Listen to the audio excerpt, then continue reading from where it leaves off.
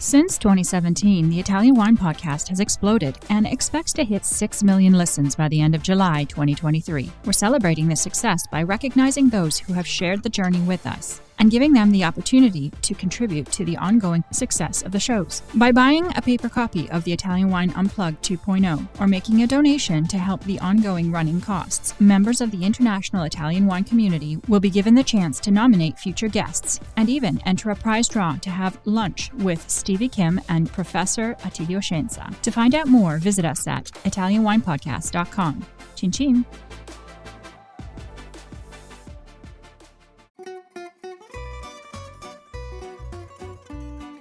Welcome to Wine, Food and Travel with me, Marc Millon, on Italian Wine Podcast. Listen in as we journey to some of Italy's most beautiful places in the company of those who know them best, the families who grow grapes and make fabulous wines. Through their stories, we will learn not just about their wines, but also about their ways of life, the local and regional foods and specialities that pair naturally with their wines, and the most beautiful places to visit. We have a wonderful journey of discovery ahead of us, and I hope you will join me.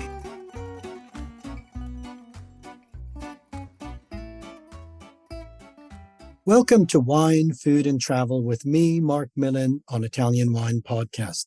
Today we travel to the heart of Tuscany's Chianti Classico, to the ancient, now restored Borgo of Livernano, and to the Casalvento wine estate to meet my guest, owner, proprietor, and author Gudrun Cuillo. Thank you so much for being my guest today, Gudrun. How are you today? I'm doing absolutely wonderful. We have an amazing weather and the sun is out. And I'm very happy to be a part of your cast today. I'm looking forward to the questions and I hope I can answer them the proper way. Well, I'm sure you will because you have such a fascinating story. Now, Gudrun, first of all, for our listeners to gain a vivid impression of where you are, can you describe the Borgo of Livernano, please? Tell us, where you are, what the landscape is like in this beautiful part of the Chianti Classico. Okay, so Livernano is a medieval Borgo. It's 1,500 years old. It sits in the rolling hills of Tuscany. We bought this in 2000. The last family actually left Livernano in 1953. And it was completely abandoned. And we decided to try to restore the hamlet. So we went to the archives in Siena and we were able to restore 5 of the buildings because we had to have adjacent corners by law and the church of Livernano. And as you know, a lot of people don't know, Tuscany is still very remote in a sense of, especially Chianti, because we have like 72% of wood and only 28% is actually inhabited with wine groves, olive trees, and small little houses that a lot of foreigners actually came and restored them, which is a positive thing for us, for Chianti, I believe. Well, that sounds such a beautiful place, Gudrun. So I'm picturing this medieval Borgo, as you say, more than 1,000 years old, that had been abandoned, completely abandoned, as happened, as you say, across Tuscany when the Mezzadria finished and people moved to work in cities. And you came across this completely abandoned Borgo, and you and your husband spent a long time restoring it. Is that right? Yes, it took, the completion actually took 23 years. Oh my goodness. Wow. Casalvento, yes.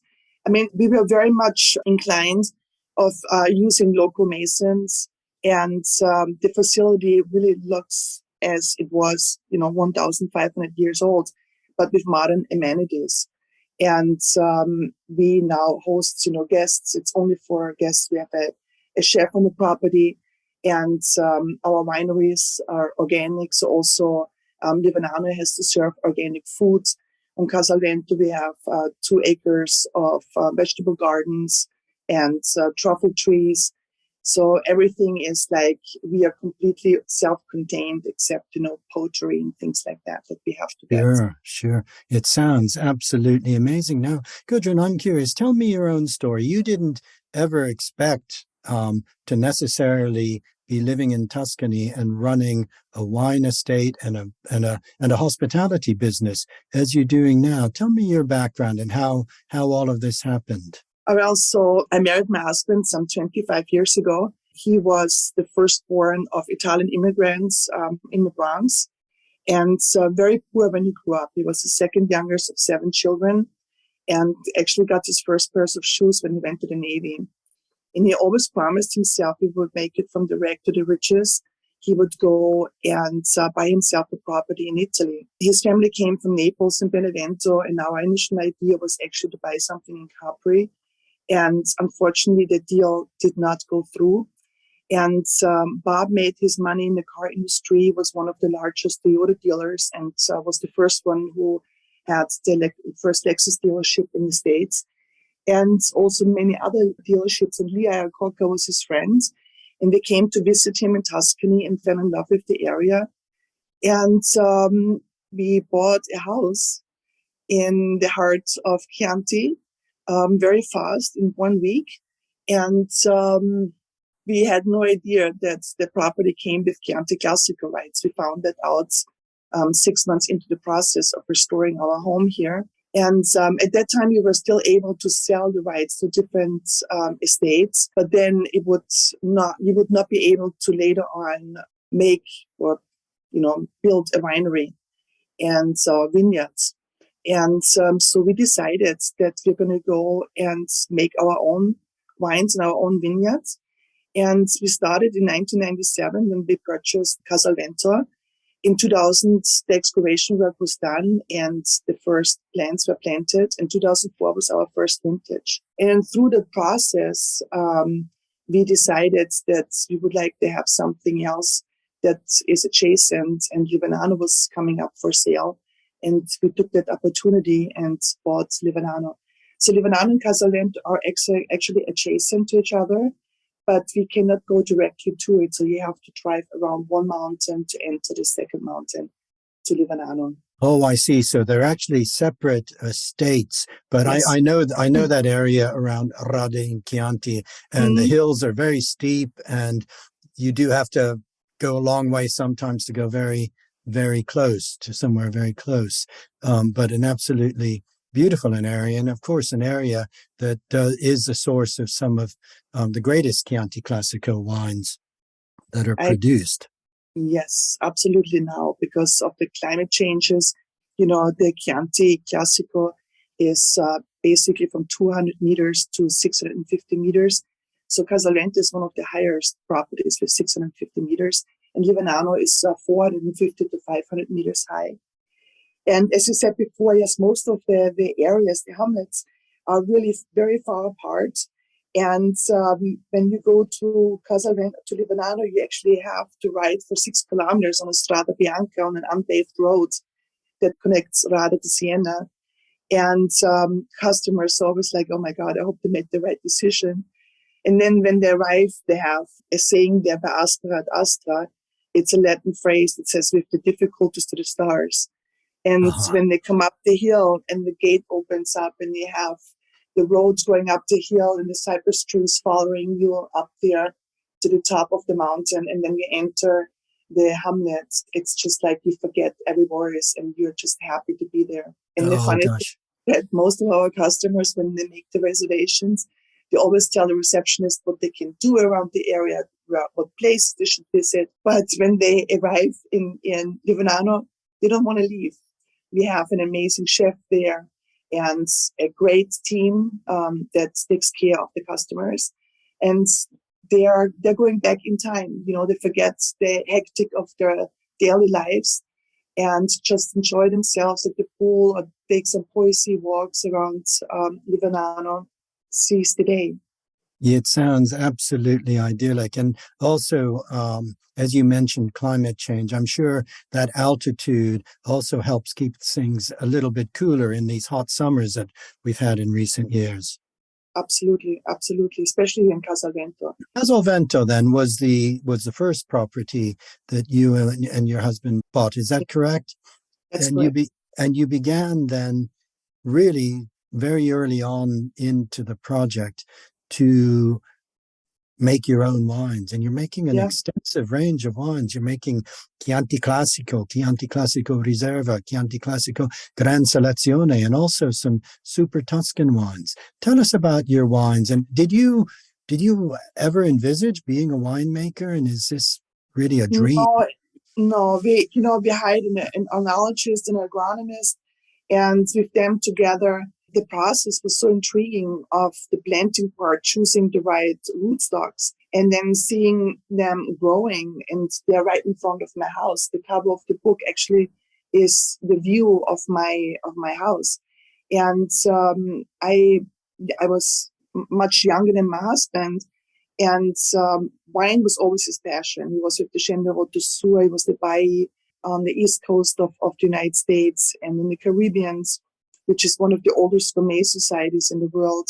And then later on, I was just asking Mrs. Bach, I really would like to be much more involved, and it also will give me something to do. And with that said, I worked with the agronomist, with the enologist together.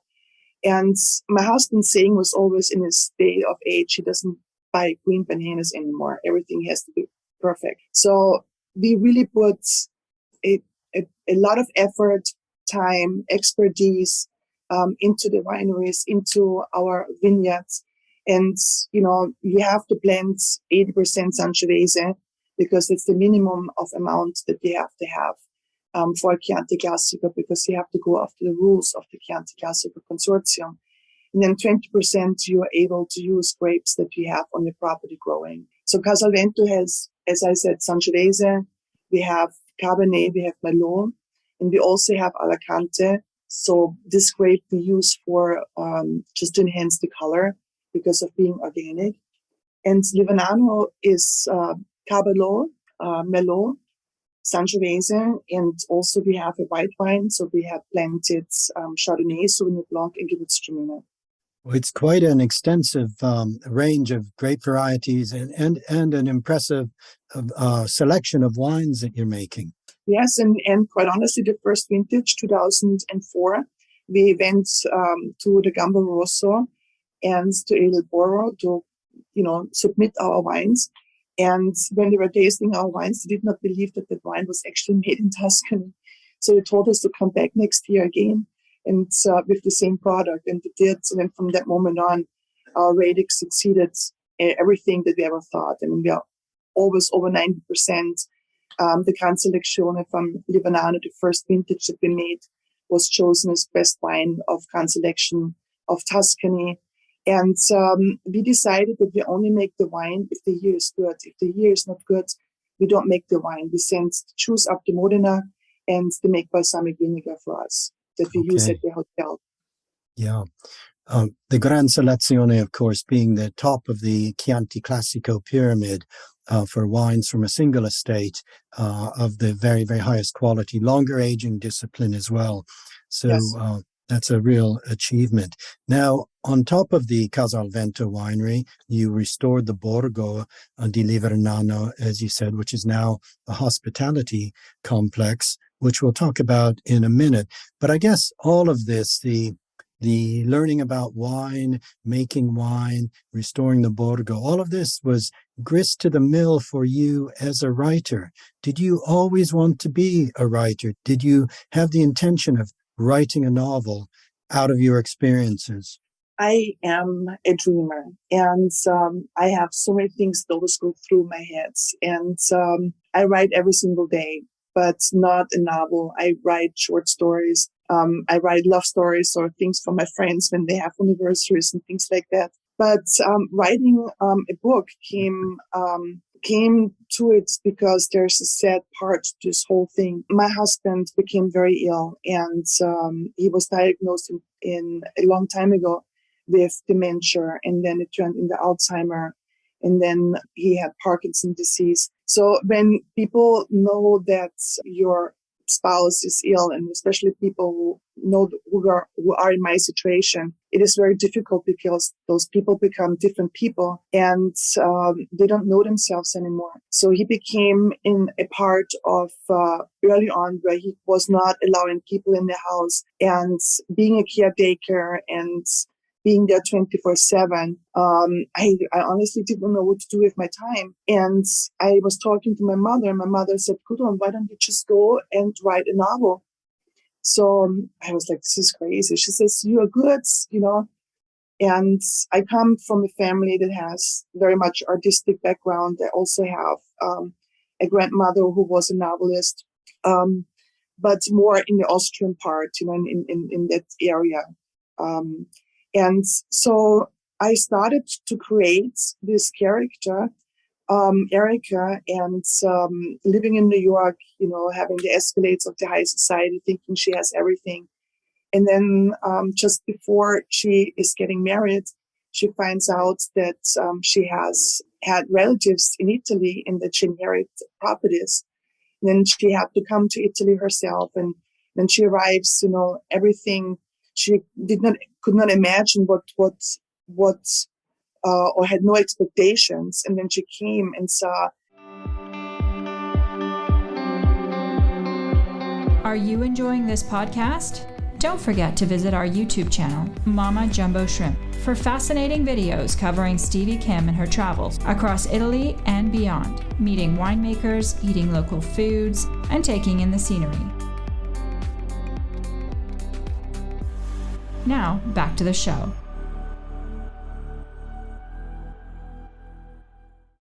The kaleidoscope of all of the different colors and the people friendly, and then she found out it was her grandfather, and there was a stimulation in the will that she had to stay there for 5 months to live the life of Italy and to learn about the history, to learn of what her grandfather had missed out and her grandfather created.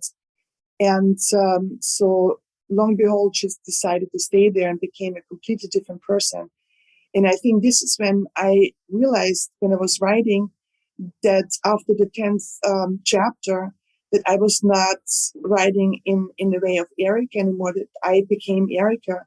And I put my experiences in. Before I met my husband, I didn't even know how to boil an egg.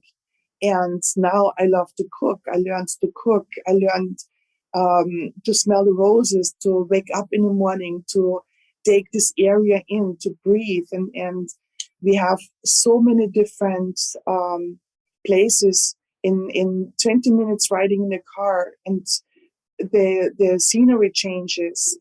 And it is just, for me, breathtaking. It's really, truly a place where a lot of people can connect if they, time goes by so fast these days, and you don't even know where the week went when Friday arrives. And here, I believe how it is with me, what Italy gives me, I can smell the roses and I appreciate the day.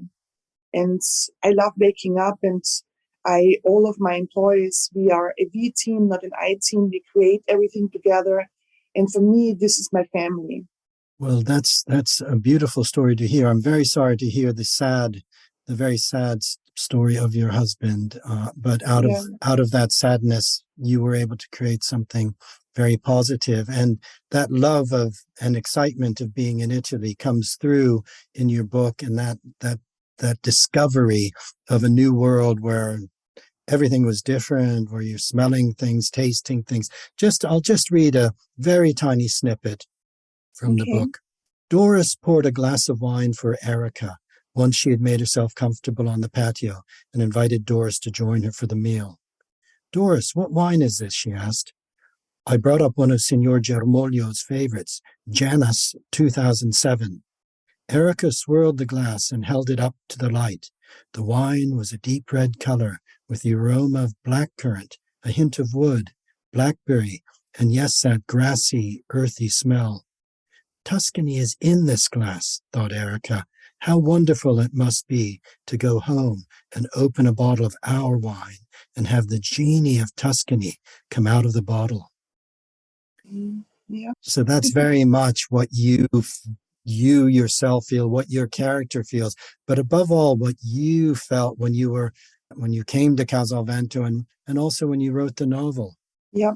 I mean, it's everything, that all of the different emotions that we have every single day, because Not each day is the same. And there is a saying from Hans Christian Andersen. It says, a butterfly once said, living alone is not enough. One must have freedom, sunshine, and a little bit of flower. And Tuscany gave me that. And it did not matter how sad I was or how happy I was. I'm like this house, this place, the people around me, they give me freedom and peace. It sounds like you've really created something very special and put together a community that supports it.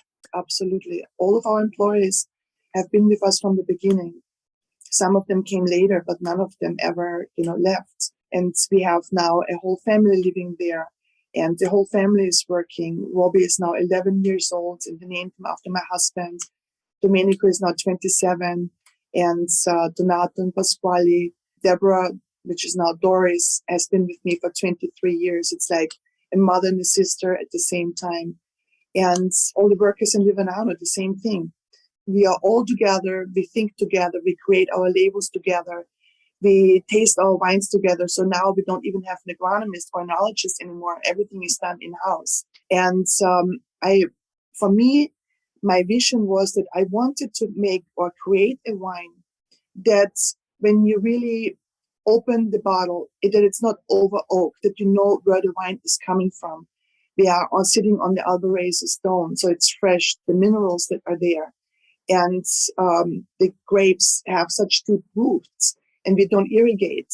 And they have to work so hard throughout the year to make grapes, and then us later, it's our job to handpick them and bring them into the wine cellar, and then goes into the next step, the next phase with the fermentation and the malolactic. And so we have the infra, the clay, we have the concrete. So we're going really back into the old ways of how Italy or Tuscany was making the wines. And as a lot of people know, Tuscany was known for the straw bottle, for the inexpensive wine. But we became so sophisticated here and experienced it with new winemaking ways of making wine. And that's where the IGT, the Super Tuscan, was created, because the winemaker was able to express his creativity and his art, and he can put this in a bottle of wine. Yes, that's exactly right. That story of the evolution of Chianti, as you say, from that easy drinking wine in the straw-covered fiasco to some of the greatest wines in the world now. And some of those greatest wines coming from that particular corner where you are.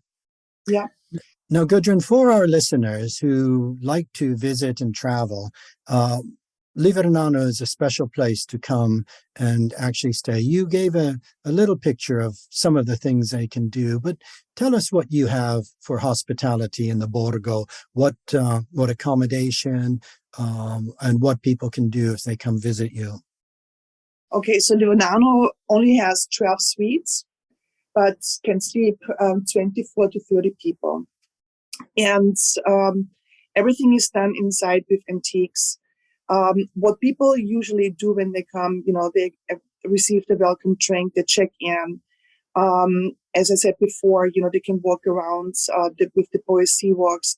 Sometimes we have music, different stations where people can listen to it, enjoy the glass of wine, and just enjoy the scenery and the patchwork, the kaleidoscope that's the different colors that Tuscany gives us. Because we are on top of the hill, so we have like the surroundings. Anywhere you look, you have something special that you see. Then we have wine tours. We do cooking classes. Sometimes we have painting classes. There are pottery places around where people can go and experience how to make potteries.